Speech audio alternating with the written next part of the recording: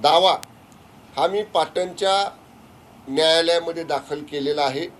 त्याच्यावरती तारखा पडलेल्या आहेत। मध्यंतरी 2 महिने मी लोकसभा निवडणुकीच्या प्रचारात असल्यामुळे मला कोर्टाला विनंती करावी लागली की निवडणुका झाल्यानंतर ती तारीख मला द्या। मी माहिती घेतली, आता 10 तारखेपर्यंत माननीय न्यायालयाला सुट्टी आहे।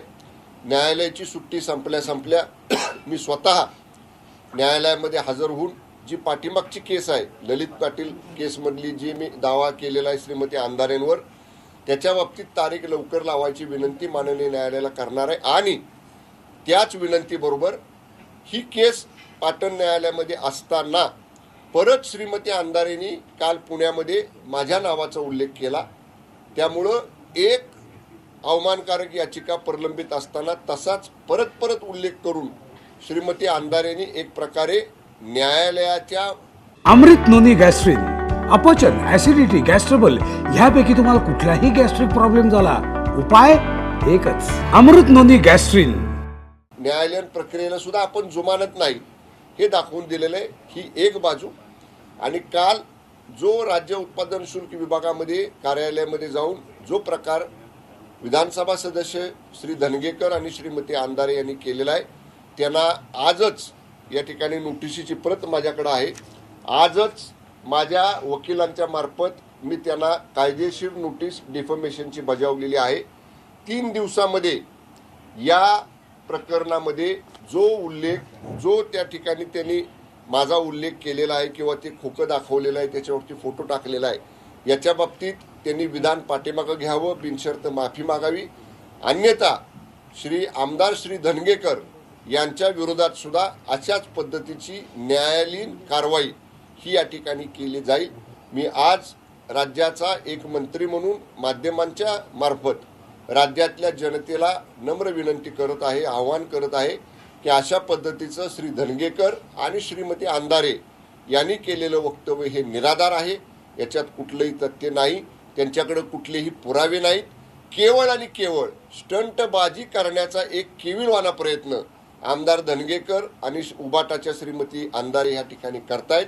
त्यांनी 3 दिवसात जर याच्या बाबतीतला खुलासा केला नाही तर पाठीमागं ललित पाटील केसमध्ये जशा पद्धतीनं मी कायदेशीर कारवाई न्यायालयामध्ये केलेली आहे तशीच कारवाई कायदेशीर त्यांच्यावरती या ठिकाणी केली जाईल।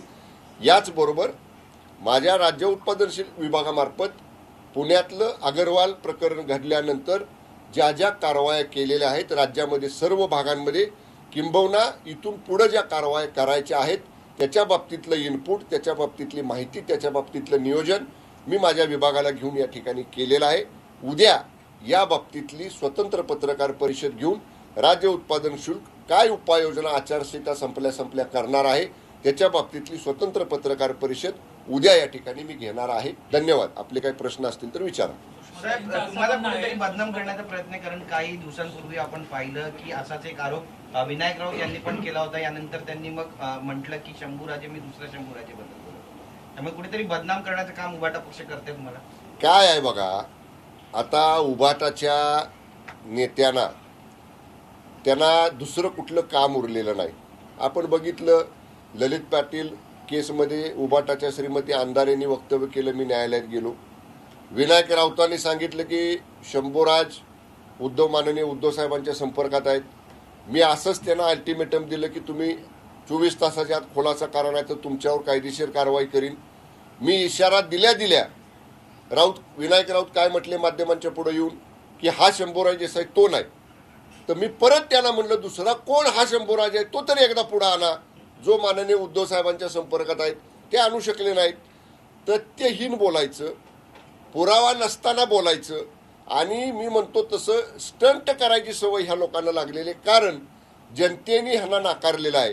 त्यामुळं अशा पद्धतीचे वक्तव्य करून स्वतःकडे केंद्रभूत करून घ्यायचं सगळं लक्ष, एवढाच प्रयत्न उबाटाचा नेहमी चालू आहे। पण याच्या आधी देखील सुषमा अंधारे यांनी तुमच्यावर ज्या पद्धतीने आरोप केले होते, आता पुन्हा सुषमा अंधारेच तुमच्यावर आरोप करताना बघायला मिळत आहे। तर सुषमा अंधारे तुम्हाला टार्गेट करतात असं वाटतं? करू द्या ना। हे बघा, शेवटी जी व्यक्ती सामाजिक काम करत असते किंवा आता शिवसेनेच्या वतीनं आमच्या पक्षाची भूमिका विधानमंडळामध्ये असेल, बाहेर असेल, आम्ही आमच्या पक्षाची प्रामाणिकपणे भूमिका मांडायचा प्रयत्न करत असतो।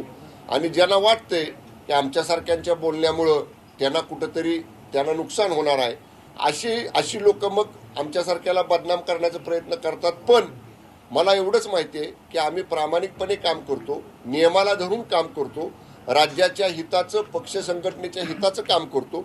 त्यामुळं असं कुणीही कितीही टार्गेट मला करण्याचा प्रयत्न जरी केला तरी सुद्धा त्याचा कसलाही परिणाम या ठिकाणी आमच्यावरती होणार नाही, आमच्या चाहत्यांवरती होणार नाही, आमच्या समर्थकांवरती होणार प्रकाश नाही. आंबेडकरांनी शंका उपस्थित केली आहे की स्टिंग ऑपरेशन केल्यानंतर जर मंत्री जागा होणार असेल तर ते दुर्दैवी आहे. मंत्र्यांच्या खात्यात काय झालं, कारभार बघितला तर अधिक चांगलं. कुठल्या बाबतीत? धंगेकरांनी स्टिंग ऑपरेशन केलं आणि त्याच्यानंतर हे सगळं समोर आलं असं प्रकाश कुठं आंबेडकर स्टिंग ऑपरेशन केलं? कुणाचं केलं?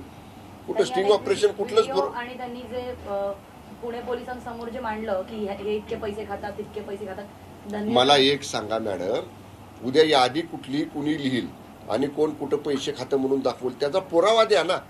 तुम्ही म्हणता ना स्टिंग ऑपरेशन केलं, स्टिंग ऑपरेशनचं काय रेकॉर्डिंग असेल, ऑडिओ असतील, व्हिडिओ असतील, फॉरेन्सिक डिपार्टमेंटकडे पोलिसांच्या द्या ना, त्याची होऊ द्या चौकशी. आमची कसल्याही प्रकारच्या पण जे काय आरोप समोर आमच्यावर केले त्याच्याबद्दल पुरावे असतील तर द्या.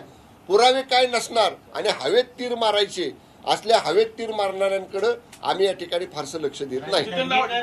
धनगेकर आणि नाना पटोले या दोघांनी प्रश्न उपस्थित केलाय की आम्ही 36 पब्स आणि वेगवेगळे जे रेस्टॉरंट इलिगल होते याची यादी समोर आल्यानंतर त्याच्यावरती तोडक कारवाई सुरू झाली. मग जर ते अनधिकृतपणे सुरू होते तर आमच्या तक्रारीच्या आधीपासून त्यावरती कारवाई का करण्यात आली? हे बघा, मुळात पब असतील, रूफटॉप रेस्टॉरंट असतील किंवा परमिट रूम बार असतील, यांना इमारतीचं कंप्लिशन सर्टिफिकेट देण्याची जबाबदारी ही स्थानिक नगरपालिका, नगर परिषदा, नगरपंचायती, महानगरपालिकांची आहे. राज्य उत्पादन शुल्क विभागाचं नियंत्रण काय आहे? वेळेची मर्यादा पाळली जाते का? जी काही मद्याच्या संदर्भामध्ये अवैध मद्य विक्री तिथं केली जाते का? या ठिकाणी तिथं काही गैरव्यवहार म्हणजे मद्याच्या ह्याच्यामध्ये काय बाकीच्या काही ड्रग्ज वगैरे अशा पद्धतीचं कुठं सापडतात का? या